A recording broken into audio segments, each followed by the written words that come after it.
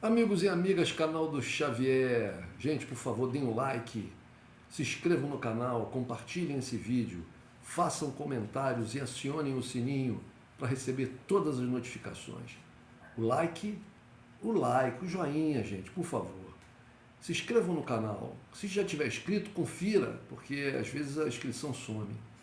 Compartilhem esse vídeo, façam comentários e acionem o sininho para receber as notificações todas, ok? Bom, vamos lá, gente.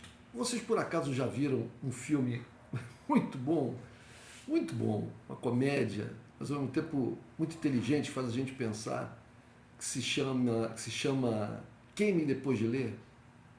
Esse filme é repleto de medalhões do cinema. Tem George Clooney, Brad Pitt, Frances McDormand, John Malkovich, Tilda Swinton, Richard Jenkins, além de um ator que eu também gosto muito, que é o J.K. Simmons. Esse filme tem como enredo, na verdade ele tem como enredo a idiotia das pessoas e o sistema social, essa é a minha interpretação, americano, que é todo assentado sobre essa tremenda idiotia. Todas as pessoas do filme são absolutamente idiotas. O John Malkovich faz papel de um agente da CIA, que é convocado para uma reunião secreta, e nessa reunião ele é informado de que está demitido. Ele fica muito pé da vida e resolve se dedicar à bebida e a escrever um livro. Essa que é o destino que ele dá à vida dele. Ele tem uma esposa, que é a Tilda Swinton, que o trai com o personagem do George Clooney, que no filme é casado com uma mulher muito bonita também. Mas ele não tem só a Tilda Swinton como amante, ele tem outras mulheres. É um pegador. Mas é um cara bonito, o George Clooney é um cara bonitão, atrai as mulheres, mas é completamente idiota. O J.K. Simmons, ele é um diretor da CIA, absolutamente idiota. O Richard Jenkins é o que faz o papel do menos idiota de todos. Ele é o dono de uma academia onde trabalha a Frances McDormand. Ele é apaixonado por ela, mas ele não consegue se declarar a ela. E ele é o chefe, ele é o dono da academia, o patrão dela. Ela é uma mulher jovem ainda, quarentona, né, sozinha, procurando um amor desesperadamente, sai com vários homens procurando encontrar o príncipe encantado, acha que todos os problemas da vida dela são relativos ao emagrecimento, então ela quer fazer uma operação plástica, alguma coisa no corpo, mas não tem dinheiro, quer arrumar um dinheiro para isso. Mas tem um cara ali do lado dela, que é o patrão dela, que é apaixonado, mas não consegue se declarar para ela. E ela só pensa nessa coisa de fazer essa tal dessa operação, dessa plástica, dessa cirurgia plástica. Trabalha com ela na academia o Brad Pitt, que é um jovem também bastante... Brad Pitt é muito bom para fazer papel de idiota. O George Clooney também. É um cara completamente lesado, jovem completamente lesado. Ou seja, essa galera toda tem a coisa da CIA, como eu falei, o Malkovich é um agente da CIA que descobre que vai ser demitido, e ele perde, no banheiro da academia, ele esquece uns CDs, onde havia gravações de coisas relativas ao trabalho dele e ao livro que ele estava querendo escrever sobre as memórias dele. E as pessoas na academia, a Frances McDormand e o Brad Pitt encontram, na verdade, eu não sei se são eles que encontram, eu sei que a pessoa da limpeza que encontra, e é entregue lá na parte administrativa onde eles trabalham. E eles começam, quando eles vão ver o que tem no CD, eles veem que é alguma coisa relativa a uma coisa de inteligência, de espionagem e tal. E eles resolvem entrar em contato com a pessoa que seria a dona, que tem um registro lá do telefone, e tentam chantagear essa pessoa para arrumar algum dinheiro. Essa pessoa é o John Malkovich. E aí tem toda a história do filme. Bom, por que eu estou tanto tempo falando desse filme? Porque quando eu vi, gente, as declarações desse senador aí, do Val, né, eu pensei, rapaz, esse cara ficava perfeito naquele filme porque ele falava tanto de inteligência, ele fala tanto de inteligência, porque quem trabalha no setor de inteligência, como ele, porque o setor de inteligência, porque as estratégias do setor de inteligência e tal. E o que você percebe é que o que ele menos tem é inteligência. E o que me deixa mais pasmo é que esse cidadão, além de ter sido um instrutor de polícia, de policiais aqui no Brasil, parece até que no exterior, além disso tudo, esse cidadão foi eleito senador da República. É uma pessoa que tem um linguajar, uma maneira de se expressar tão repleta de erros. Veja bem, olha, o nosso maior líder desse país, que é o presidente da República, o Lula, é uma pessoa que tem deficiências, né?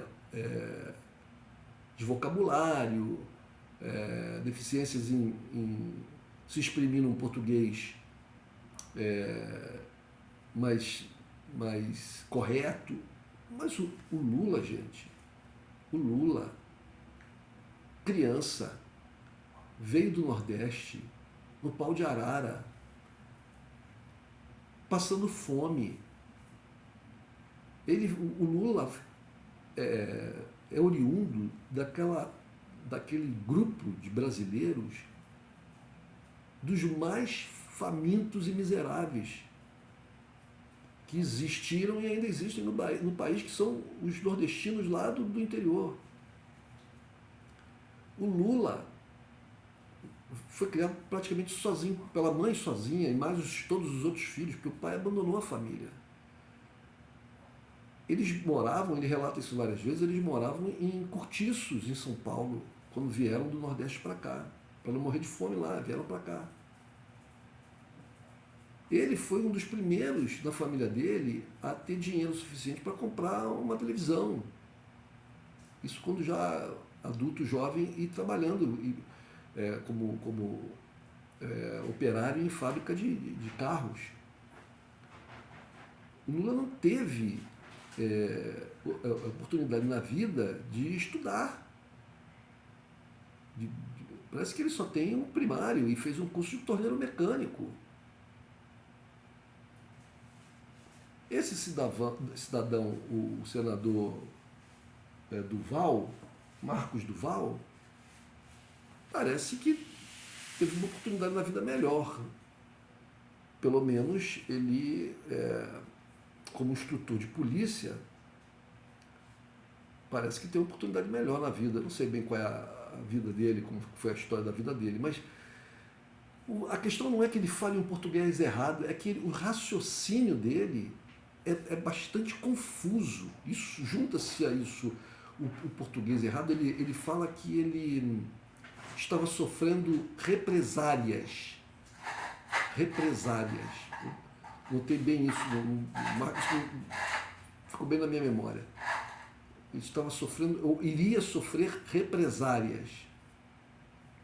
Será que esse cara não tem um assessor que o corrija quando ele fala esses termos errados? Assim, porque, voltando, o Lula melhorou muito no seu falar. Melhorou muito. O Lula de 40 anos atrás, lá quando ele fundou o PT,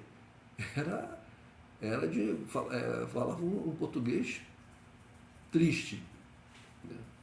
Então, comparado com hoje, gente. Mas o que me admira é que tem gente que vota num cara como o Marcos Duval, porque além dessa questão dele não ter um rebuscamento intelectual, dele ter uma dificuldade em se expressar num português mais correto, né? qual teria sido a proposta dele, a plataforma política dele para se lançar?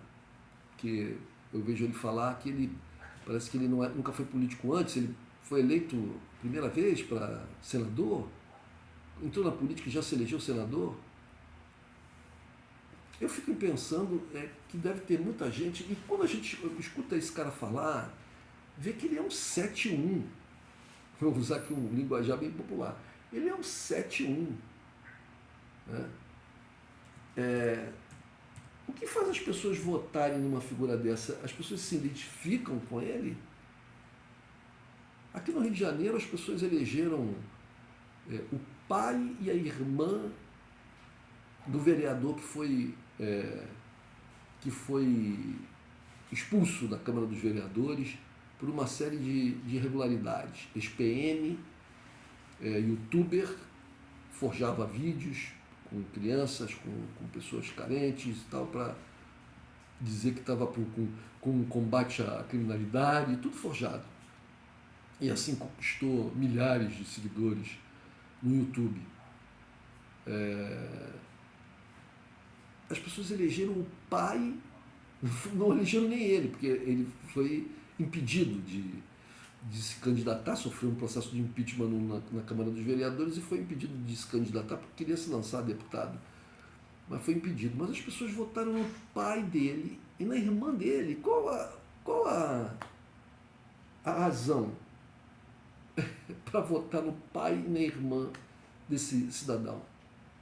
O cara foi empechado, acusado de estupro, de manipulação, de forjar vídeos, de enganar crianças pobres, de enganar outras pessoas pobres, de fazer sexo com menores de idade e filmar as relações sexuais, etc.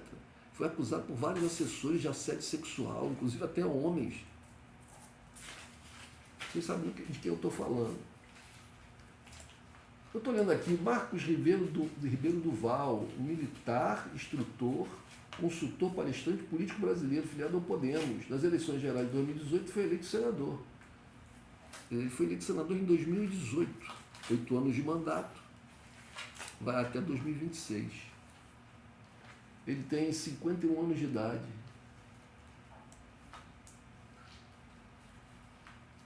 Tem atuação principalmente na área de segurança. Um cara como esse, mentiroso, a história que ele está contando é cheia de idas e vindas. Mentiroso, medroso, ele está com muito medo. O governo Bolsonaro é um governo repleto de gente completamente louca. Gente com uma capacidade intelectual muito baixa, com uma maldade muito grande, um egoísmo muito grande, né? Gente muito mentirosa, capaz de qualquer coisa, e que a entrevista dele, última que eu vi, ele fala: filha, isso é por você, filho, e tal, e chora. Uma coisa que você vê ali que é falsa, é uma farsa, uma farsa. Eu me lembro do Sérgio Cabral, o Sérgio Cabral, quando era governador, ele estava numa viagem aí, acho que estava lá curtindo com a família lá sei lá, onde ele gostava de ficar, Angra dos Reis, não sei nem aonde. E aí houve uma tragédia aqui no Rio de Janeiro, não sei se foi o deslizamento do monstro, já tem anos, isso é meio recorrente no Brasil, aqui no Rio de Janeiro também, que eu nem me lembro exatamente, mas foi uma tragédia grande, numa dessas chuvas de verão, e que muita gente morreu e tal. E ele demorou muito para aparecer. O vice dele, o Pezão, estava de frente e tal, mas ele demorou para aparecer. Aí começaram a sentir a falta do governador. Cadê o governador? Uma tragédia imensa no Rio de Janeiro, milhares de pessoas, algumas centenas, não sei quantas pessoas foram mortas, mas atingidas foram milhares de pessoas, porque as chuvas foram torrenciais, como costumam ser, ano sim, ano não, e cada vez mais frequente. E aí, quando começaram a cobrar, ele vem e aparece. Mas depois de passado já um tempo, ficou claro que ele não estava nem aí, não queria sair das férias dele. E aí ele faz um discurso lá, uma entrevista assim, sofrido, abalado, mas era uma coisa tão nítido, gente, que era falso, era tão nítido, sabe? Aí, ó, amargou alguns bons anos na cadeia, por causa de, talvez, de toda essa falsidade aí, né? Mas esse Marcos Duval, ele está com muito medo, porque o bombadão lá, à base de esteroide anabolizante, o tal do Silveira, né? Não é o nome dele? É o... Esses caras, eu nem guardo o nome dessas figuras, eu já tenho uma dificuldade imensa de guardar o nome. Eu sei que é o bombadão lá, o inchado. Ele vai... Primeira coisa, ele vai murchar na cadeia, né? Porque não vai ter acesso, a não ser que consiga comprar alguém do sistema penitenciário para fornecer para ele os anabolizantes. Porque, gente, ninguém fica com aquele corpo todo musculoso, né, se não tomar anabolizante. Aquele tipo de formação física, corporal, uma coisa que não existia antes da invenção dos anabolizantes. Você tinha homens fortes, grandes, mas que não tinham esse desenvolvimento muscular que essa galera atualmente tem. E isso essas pessoas conseguem com esteroides anabolizantes. Se eles pararem de tomar os esteroides anabolizantes, mesmo fazendo exercícios, eles murcham de tamanho. Eles murcham. Isso vai acontecer com ele. Isso vai acontecer com ele. E veja, essa turma do Bolsonaro, eles são tão canalhas. Eles são tão canalhas. Eu costumo associá-los, fazer uma associação entre esse grupo e o que as pessoas e as religiões costumam denominar de demônios. Né? Por quê? Porque os demônios, as histórias dos demônios contam isso. Os demônios, o reino deles é um reino de violência, de terror, inclusive entre eles. Né? Então um demônio não vai proteger um outro demônio se o seu couro estiver em jogo. Não, entrega um outro demônio. Então é isso, eles já entregaram esse bombado aí, né? Já botaram a culpa nele, tanto o Bolsonaro como o filho do Bolsonaro e o próprio Marcos Duval. Já jogaram o grande culpado. O Marcos Duval disse assim, eu não sou culpado porque eu só fui ali, escutei e tal, e não participei.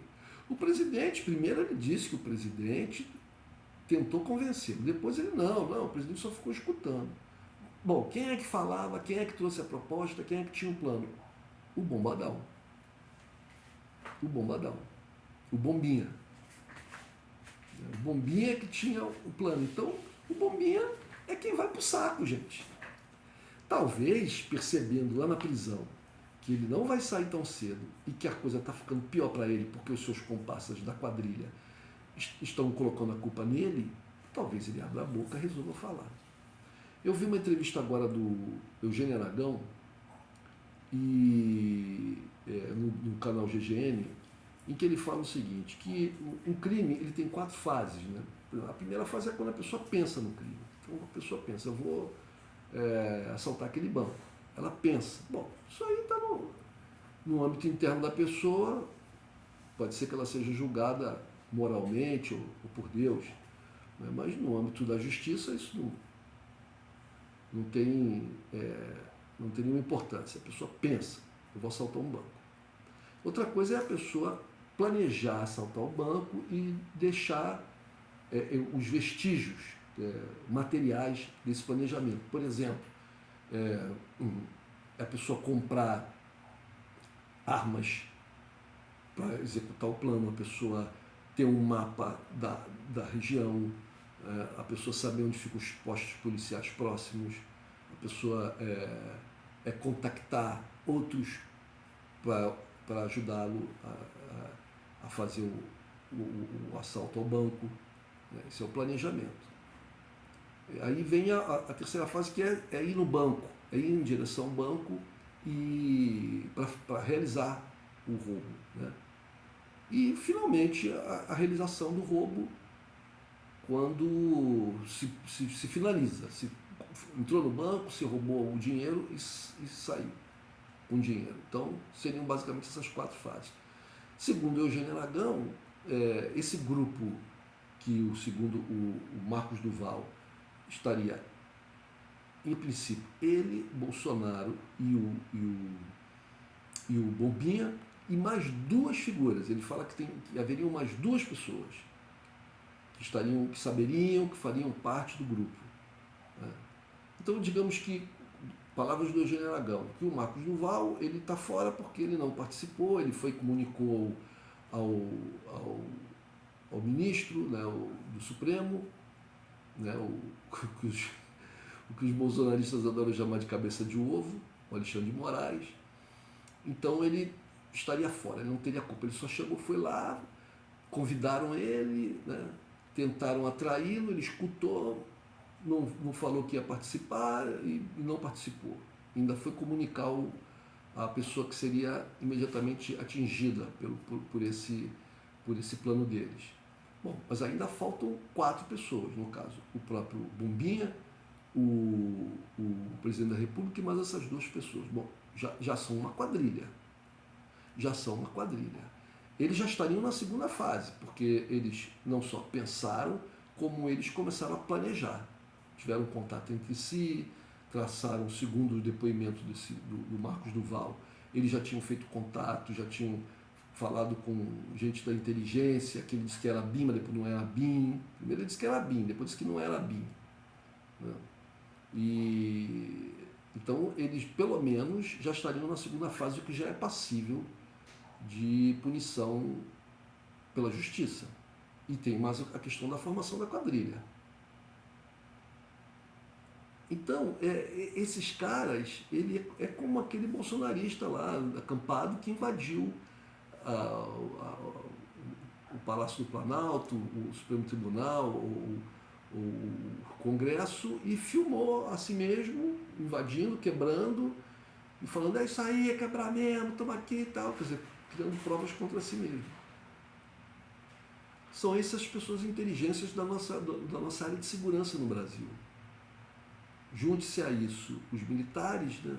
Pelo menos, se não todos, parece que agora estão surgindo alguns militares que estavam calados e tal. Eu não sei, eu sou muito desconfiado deles. Parece que o Flávio Dino está realmente empenhado em criar a Guarda Nacional. Já foi até um grupo de parlamentares bolsonaristas lá para tentar demovê-lo da ideia de pelo menos usar recursos do Distrito Federal para esse fim.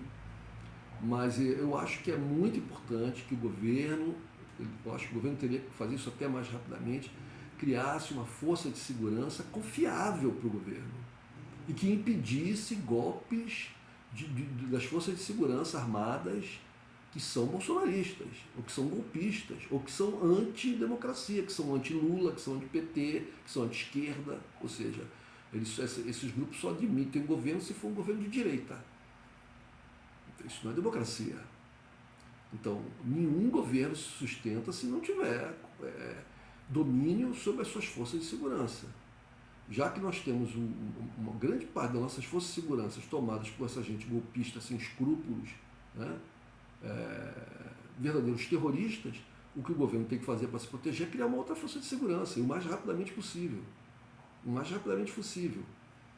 E uma força de segurança que não fosse eivada dessa ideologia que perdura aí pelas Forças Armadas desde o golpe de 64, talvez até diante.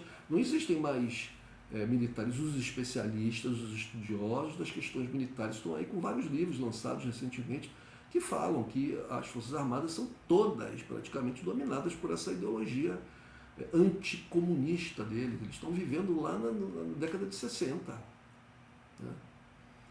Então, o Marcos Duval não é militar, ex-militar, não sei se ele é militar das Forças Armadas, não sei se é da PM, eu não sei. Né? Eu teria que abrir aqui o wiki dele. Vamos ver aqui o que esse cidadão é, exatamente. Qual é Marcos Ribeiro, não, ele prestou serviço militar obrigatório no Exército Brasileiro, lotado no 38º Batalhão de Infantaria, sediado no Espírito Santo. Mas aí depois ele foi para... Logo depois, ele foi para iniciativa privada, criou uma empresa de segurança voltada para o treinamento avançado de policiais. Onde que ele conseguiu expertise para isso, eu não sei. Por meio dessa empresa ele ministra cursos e palestras, etc. Não sei de onde que ele... atuação no exterior, sucesso com as experiências iniciais de seu curso, motivou o Marcos Duval a difundir esses conhecimentos para policiais de outros países. Bom, é um cara que se deu bem aí na vida privada, né, como empresário, mas eu não sei se ele realmente tem essa... Talvez ele seja um grande enganador. Mas é isso, gente. Ele ficaria muito bem nesse filme, como personagem, nesse filme do Queime Depois de Ler. Né? Uma figura absolutamente idiota, mas ao mesmo tempo que conseguiu alguma coisa na vida, mas está prestes a perder tudo. Está prestes a perder tudo. Se associou com gente que é muito barra pesada, que são a família Bolsonaro né? e o governo Bolsonaro. Não sei por que razão ele inventou essa história. Talvez ele... as pessoas estão alegando que talvez ele tenha decidido falar a respeito do que aconteceu com medo. Né? Ele ficou com medo de alguma coisa dar errado e respingar em cima dele. Ele participou da reunião, ele pensou em participar do golpe. A missão que tinha sido dada para ele, que seria, segundo ele falou, que seria gravar alguma coisa comprometedora do Alexandre de Moraes, o ministro do Supremo, para poder afastá-lo dos processos que atingiriam o Bolsonaro e os outros processos das questões antidemocráticas, das manifestações antidemocráticas. Talvez ele tenha ficado com medo, é difícil, e tenha querido fazer o papel de agente duplo, porque ele fala tanto desse negócio de inteligência, você vai ver que fica vendo filme de 007 e está se achando. Mas é isso. Está se enrolando, vai para o Conselho de Ética, não sei, talvez pode acontecer até de perder o mandato, que ele disse que ia renunciar, mas depois voltou atrás. Se perder o mandato fica mais difícil para ele, porque aí um processo não iria para o Supremo Tribunal Federal, né? Vai perder também o din-din, todas as benesses de ser senador, e a coisa pode ficar muito ruim para ele, inclusive no seu campo empresarial, né? Porque o nome dele fica muito sujo, ninguém vai querer contratar uma empresa de uma figura como essa, que inventa mentiras e coisas absurdas e depois diz e volta atrás né? É isso. Vejam o filme Queime Depois de Ler, Brad Pitt, George Clooney, John Malkovich, só fera, muito engraçado. Um abraço, gente.